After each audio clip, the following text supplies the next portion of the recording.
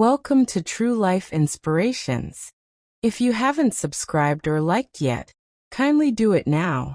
Your support helps real stories reach real hearts. At 2:17 a.m., while the city slept in warm beds, Lena Morris sat on the edge of her mattress counting coins on the floor. 1, 2, 5 pennies stuck together with old dirt. Her baby Noah cried softly from the crib beside her. Not a loud cry. The tired kind. The hungry kind. Lena closed her eyes. She was 26 years old. A single mother. No family nearby. No partner. No backup plan. And tonight, she was out of baby formula. She had already stretched the last can longer than the doctor said she should. She had added extra water. She had prayed it wouldn't hurt Noah. But now the can was empty. Her phone buzzed. Low battery. 5% left. Lena picked it up with shaking hands. She opened her messages and stared at the screen. Earlier that day, a woman at the shelter had given her a number. He helps sometimes, the woman whispered. But don't expect anything. Lena typed carefully. Hello, sir. I'm so sorry to bother you. I was given this number by a friend. I'm a single mom and my baby needs formula. Even $20 would help. God bless you.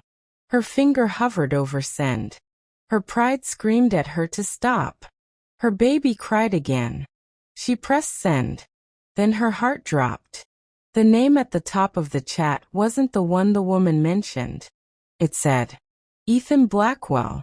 Lena's breath caught. She knew that name. Everyone did. Ethan Blackwell was a billionaire tech investor. Featured on magazine covers.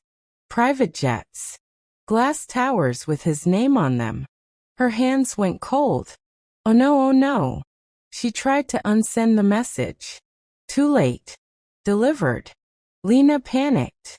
She imagined lawyers. Mockery. Screenshots shared online. A poor woman begging a billionaire. She threw the phone on the bed and buried her face in her hands. I'm so stupid, she whispered. Noah cried louder. She picked him up, rocking gently. She enrolled in a local art class, unsure if she could still learn. The first days were difficult. Her hands shook. She struggled with the brush. Some paintings looked awkward, almost laughable. But Mary did not quit. She practiced every day. Mary spoke to her classmates. Mary, I may be old, but I refuse to let fear stop me. Every brushstroke is a step toward who I want to be. Slowly, she improved. What once seemed impossible became achievable. Her confidence grew, and she felt alive in a way she had not in years. Mary's children noticed the change. Her son said, Son, Mom, you look happier than I've seen in decades. Keep going. Encouraged, Mary took another brave step. She began sharing her paintings online. At first, nobody noticed. Weeks went by with few likes or comments. But she persisted. Then, one day, a stranger left a comment. Comment, I saw your painting. I can't believe your age. You inspire me to try again. Mary smiled. That single comment became her motivation. Slowly, her story began to reach more people. Her posts spread across social media, touching hearts everywhere.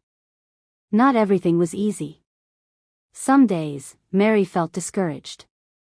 Her age sometimes made her body ache. Some people doubted her. They whispered, she is too old to start anything new. But Mary had learned an important truth: the only limits that matter are the ones you accept. She reminded herself daily. Mary, I am not too old.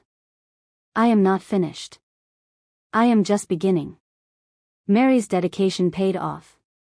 She began selling her paintings. Each sale was not just money, it was proof that her efforts mattered. She was making her mark on the world. Mary also found joy in teaching. She started small workshops for other seniors, showing them that age should never stop them from dreaming. Her students were amazed.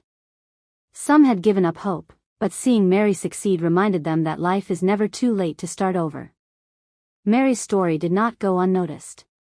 Art galleries invited her to exhibitions. She sat on the kitchen floor holding him, tears dripping onto his tiny socks. She thought that was the end. She thought it was just a miracle moment. She was wrong. The next morning, her phone rang. Unknown number. She almost didn't answer, but something told her to pick up. "Hello," she said softly. A calm male voice responded. "Lena, this is Ethan Blackwell." Her heart stopped. Yes, sir. "I was wondering," he continued, "if you'd be willing to meet with someone from my foundation today. No pressure. Just a conversation." Lena's throat tightened. "I don't have nice clothes," she said without thinking. There was a pause. Then a gentle laugh. "Neither did I when I was sleeping in my car at 20, he said. "That won't be a problem." Lena froze. Sleeping in his car? A billionaire? "I think," he added, "you have a story worth hearing." She looked at Noah sleeping peacefully in her arms. "Yes," she whispered. "I'll come." And that meeting would change her life forever. But what happened next shocked everyone, including Ethan Blackwell himself. If you're enjoying this real-life inspired story, like this video and subscribe to True Life Inspirations. Your support keeps these stories alive. Lena stood outside the glass building with Noah strapped to her chest, staring up at a name she had only seen on television screens. Blackwell Foundation. Her reflection in the glass looked small. Tired eyes. Cheap jacket. A woman who still counted coins at night. She almost turned back. But then Noah stirred, his tiny hand curling around her finger, and she walked in. Inside, everything smelled clean. Too clean. Like money and confidence. A woman in a navy suit smiled warmly. "Lena Morris? I'm Rachel. We've been expecting you." Expecting her. Those words felt unreal. They didn't ask her for paperwork first. They didn't judge her clothes. They offered her water, a seat, and then they listened. Lena told them everything. How Noah's father disappeared when she got pregnant. How she worked 2 jobs until childcare costs ate her paycheck. How one missed rent payment became 3. How she ended up in a shelter, pretending to be strong while crying in bathroom stalls. She didn't cry now. She had cried enough for one lifetime. Rachel nodded quietly, taking notes. After an hour, Rachel closed the folder and said gently, "Ethan would like to speak with you now." Lena's heart raced. A door opened. Ethan Blackwell stood there in person. No cameras. No suit.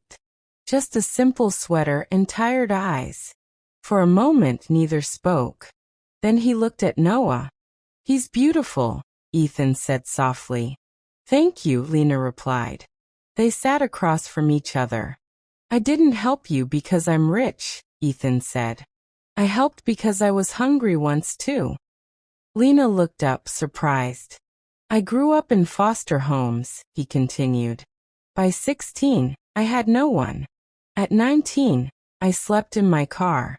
I remember choosing between gas and food." Silence filled the room. "That night you texted me," he said. "I wasn't supposed to see it.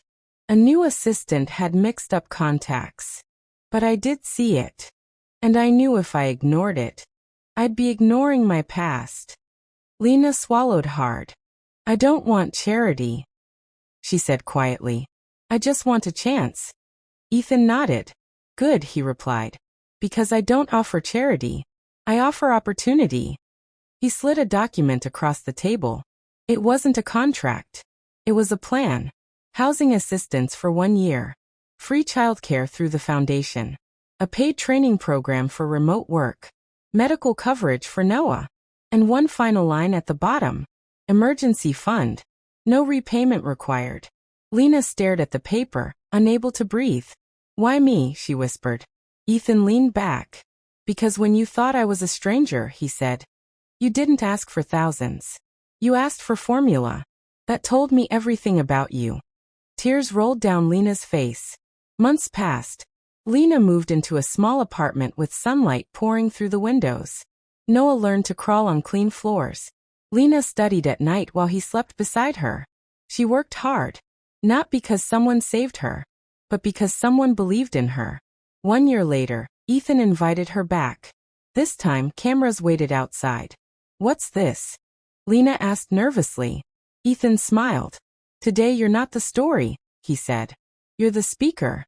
On stage, Lena held the microphone with shaking hands. She told the audience about the night she had 5% battery and no formula. About a message sent by mistake. About a reply that treated her like a human, not a problem. The room was silent. Then she finished with one sentence. Sometimes the difference between giving up and surviving is someone answering a message. The crowd stood. Ethan watched from the side, eyes wet. That night, the story went viral. News outlets called it a miracle. But Ethan corrected them. It wasn't a miracle, he said. It was a choice. Today Lena works as a coordinator at the same foundation. She answers messages. Late at night. From strangers. From desperate parents. Because she knows. One message can change a life. If this story touched your heart, please like and subscribe to True Life Inspirations. Stories like this remind us that kindness is never a mistake. And remember this human truth. From one real voice to another. You never know which message will save someone. So answer with kindness. Sometimes all it takes is a little courage to change your life just like she did.